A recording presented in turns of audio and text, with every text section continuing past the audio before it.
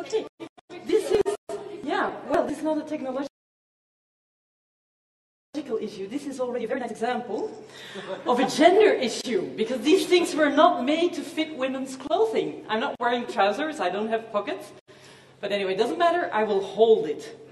So there we go. I'm going to answer two questions here. The first one is, why is femininity ignored in healthcare? And the second one, why is masculinity ignored in healthcare? Because I thought we should be equal towards men and women. Now, let's start with the women first, obviously. My question is, who thinks men die most often of heart diseases? Please raise your hands. Who thinks it's the men who die most often? You are completely wrong, people, when you raise your hand, because it's women who die most often of heart diseases. Why don't we know this? Well, because we associate heart diseases with men.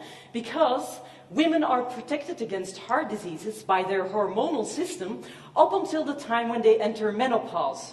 So when you hear about young people dying of heart diseases, most of them, it's not because they play soccer, it's because they're men and men play soccer.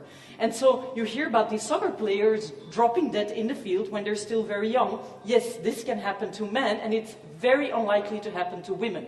But once women reach the menopause, their numbers start to rise dramatically. And in the end, more women die of heart diseases than men do.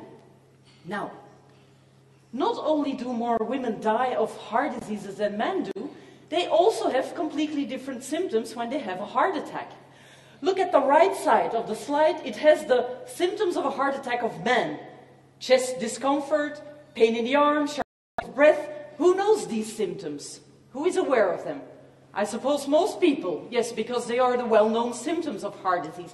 But look at the left side. Women, they start vomiting, feel nausea.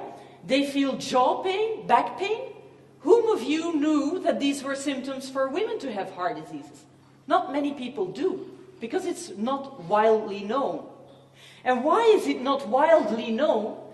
Because the Euro Heart study showed that only 33% of trials participants are women.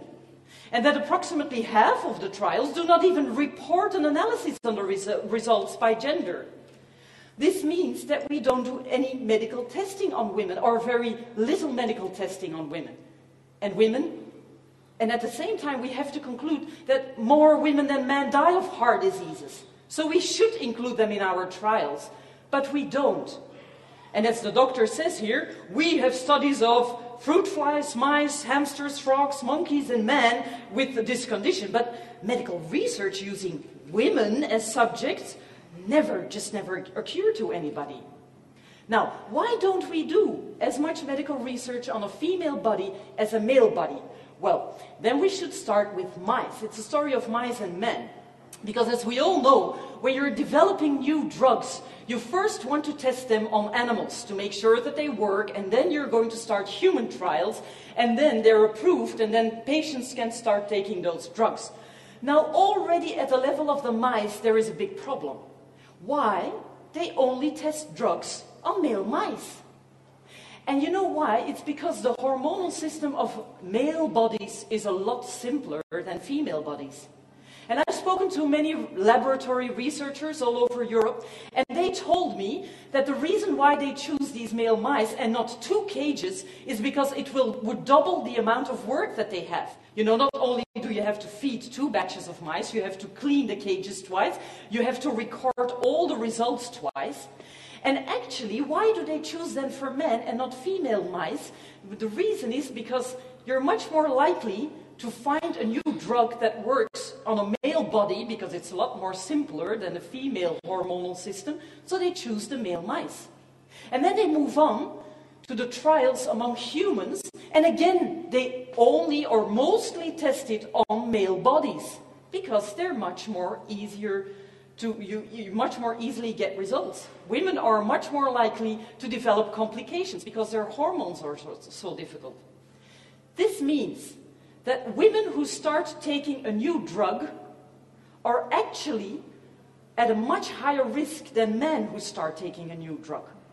Because if you're a patient and you're going for a new medicine, then you're actually most likely maybe the first female body that this drug is used upon.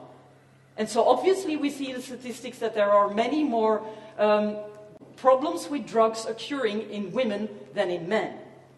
So we should start taking biological differences between the female and the male body seriously, and we should give them equal attention in research. And this should really change. And I'm very happy to hear from Sarah that she was involved in 2 medical trials.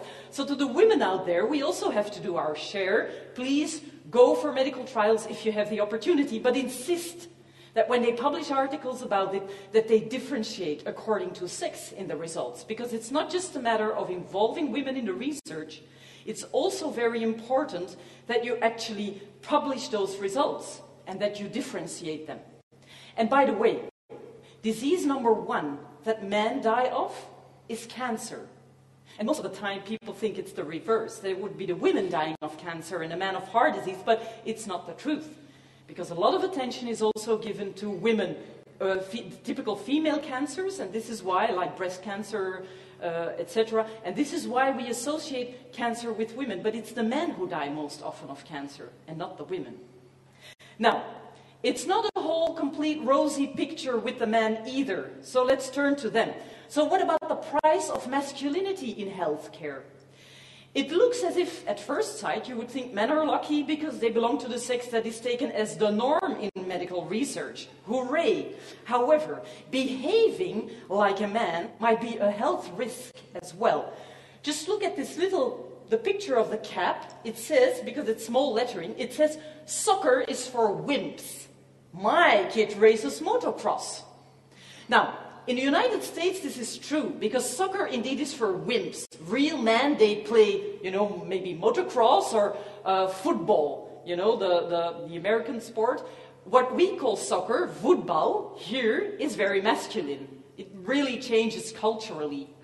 But we do promote among men that they should behave in a very macho, strong way. And we think it's funny, but it's not so funny because it comes at a very high price. And this is what I want to talk to you about. Society tends to accept and even reward men who behave competitive, harsh, rough, tough. We call them real men. And society tends to punish men who are emotional, open, warm, connected. We call them wimps. And look, even President Obama could not escape that stigma, that he was called a wimp. Just by the way how he throws the ball was enough to give him that label. Since most men, of course, don't like to be called wimps, they try to live up to the expectations imposed by them, upon them by society. And so they think, well, we should behave what society tells us that real men should behave like. And then, of course, the one on the right, I like that one very much, because obviously it's always the mothers who are to blame, as we all know. There's a source, they are the source of all evil. But this typical macho male behavior is not for free. Men pay a terrible price. And the quote up there says, masculinity is not something given to you, but something you gain. And you gain it by winning small battles with honor. This is bullshit. Masculinity is given to you. Actually, when you're born, you're a boy or a girl, or something in between, obviously, with intersexual conditions. But it's given to you. You shouldn't earn it, but this is what we tell men, that they're not good enough, unless if they prove something. And then, look at what happens to them. This is awful. You don't want to be one of those, do you? Now, what has happened to men? Just 3 weeks ago, the University of Ghent published a study about alcohol abuse in Belgium. And they actually calculated the societal cost of alcohol in our country. And it amounted to 4.2 billion in Belgium. So this is the cost related to, for example, if you're a drunken driver and you kill somebody. That's a very high cost to society. Or if you're sitting at a cafe, you're completely drunk, and you hit a couple of other guys, and they are wounded and have to be taken to the hospital. Obviously, that costs a lot of money, the healthcare, etc. So all of these costs together, related directly to alcohol abuse, amount to 4.2 billion in Belgium. And we're going through an economic crisis. And look at what we pay each year for alcohol abuse. Now, just as a comparison, cancer only costs us 3.1 billion. And diabetes, a disease that was mentioned a lot today because it is on the rise with our aging population, diabetes amounts to 3.5 billion. So alcohol abuse is heads and tails above those two diseases. In Belgium, and we are a very small country with a population of only about 11 million, I think, right now, there are about 900,000 persons with an alcohol problem, and only 8% seeks help, because it's a very big taboo still. Now, let us insert the variable sex into these data, and what do we get?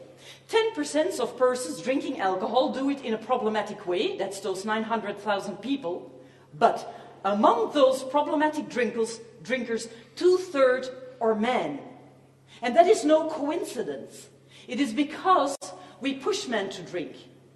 We tell them as a society that you're a real man if you go drinking. And just look at that advertisement up there for that popular Belgian beer Jupiler that says, men know why. You know, if we keep on spreading these messages, we keep on telling men, you're not a real man, unless if you start drinking. And drinking is okay. Don't worry about it. It's part of being man. Boys will be boys. Not just alcohol abuse is very costly in our society. Just look at the suicide figures. In Belgium, and unfortunately we're at the top of the world, around 2,000 people commit suicide every year. And among those, 2/3 are men. Why? They don't seek help. It's a big taboo for men to go to a therapist to talk about their emotional problems. They're not even supposed to have emotions, let alone to have emotional problems. Where can they turn to? Not towards other men, because they're very busy behaving like real men and pushing other men and emotionality away from them. So what do we end up with? A society where 2/3 of the suicides are male. So let's break this taboo that men would not have emotions or emotional problems. And let's help these men and embrace them in dealing with their emotions and learning to deal with them so that we can lower this figure. Because this is a terrible cost, not just for these men, but also for the people around them who love them and wanted them to stay longer with them. Now, violence, accidents, alcohol abuse, suicide. If we look at Euro 27, so the 27 member states of Europe together, the death rate is higher for men than women in all age ranges, due to these types of things happening. I'm just going to pick out one figure here, this one. In the age range of 15 to 44, we have a rate of male death of 236%. That's incredible. Those are all these guys just getting their driver's license and then just running their cars into trees, or getting their driving license and just having these terrible moto accidents. These are the guys committing suicide, etc. It's 236% higher than women dying in that age range. And what does it amount to? The situation persists across the majority of conditions and should, on biological grounds, affect men and women equally. Normally, we should have an equal death rate among men and women, and we don't. Annually, in Europe, 630,000 male deaths occur in working-age men, as compared to only 300,000 among women. Obviously, we cannot avoid that. Some people will die before the age of 65, but it shouldn't be that 330,000 men die more than women. That means we have a problem in society. And this is a huge cost that we pay for promoting a type of masculinity that leads men straight into destruction. This is not what we wish for our husbands, our sons, our nephews, our uncles, fathers. We want to embrace them, and we want to live them a long and healthy life, as a lot of women already do. And this is what we should point out. It's such a big taboo still in our society. So, to conclude, is this the price we want to pay for being called real men? I don't think so. And both men and women should try to change this taboo and to change this picture. So, yes, let us pay attention to the differences in a female and a male body to increase the quality of healthcare. That's very important, especially for the women. But no, let us no longer push men into a masculinity that is harmful for their health. I wish you still a very happy day, and don't forget to embrace at least 2 men still today, because they really need